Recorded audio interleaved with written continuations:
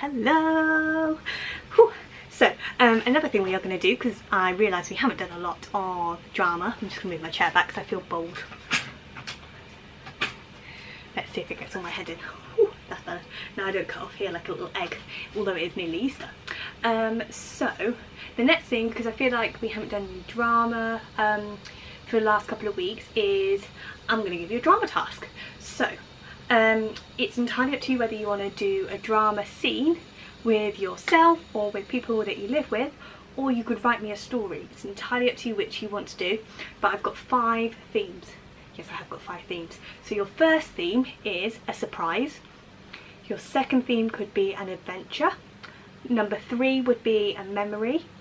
Number 4 is your own idea or your own adaptation from A Midsummer Night's Dream. So any part of the story that you remember, you could rewrite it a slightly different way. So instead of maybe Puck finding a flower and accidentally turning Bottom's head into a donkey's head, it could be that he picks a flower and when he smells it, it takes him into a new land. So it could be, you know, your own idea, your own twist on a part of the Midsummer Night's Dream. Or the 5th theme is anything you want to do. So if you don't like any of the 4 ideas that I've given you, then you give me something different. So it's a surprise, or an adventure, or a memory. So something that you maybe remember doing. You can either act it out or you can tell me a story about it. Your own idea from A Midsummer Night's Dream, or your own idea completely. So as I said, you can either do it as a drama scene by yourself or with people in your house, which would be really fun because I'd love to see some of the grown-ups getting involved with this one. Or you can write me a story about one of the ideas. So it's entirely up to you whether you want to be an actor or a writer or a director even, so you could be the one telling the others how the drama scene's going to kind of go. So that's the first creative task. Your second creative task this week, which you can do over the whole of the Easter holidays, it doesn't have to be doing something that you're doing this week, is I want us to get some arts and crafts out. So obviously our characters in A Midsummer Night's Dream are magical creatures. So we've got fairies, we've got pixies, maybe elves, maybe because they're in the woods they might have woodland animals, anything magical that you can think of. And I would like us to make some props. So for all the grown-ups, I've put some links on there of different kind of step-by-step guides on different props we can make. I was thinking, instead of, I think I'd spoken about us having ribbon sticks. If you've got ribbon sticks at home, amazing. If you want to try and make one, amazing. But you don't have to. What you could do is instead you could get, I don't think I've got any with me in my hand, no I don't. So the little elastic bands that you maybe do, you know, little plaits in. If you've got any of those at home, what you could do is get a piece of ribbon, loop it through, and that little elastic band can go on our middle fingers. So then we've got ribbons coming out of our fingers. So when we do our fairy dance, they would be swooshing around. Another idea you could make is a like a magic stick, magic staff, or a magic wand. Entirely up to you whether you want to do something like that. So if you've got some stuff like that to make at home, amazing.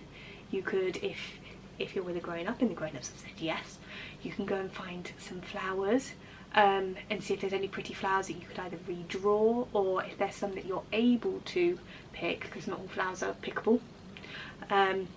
You could maybe get some and you could add them to your magic wands, or you could even make a flower headband, or something for your fairy or your elf or your pixie. And the last one was fairy wings.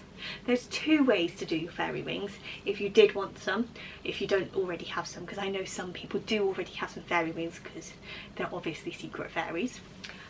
So one way is with coat hangers.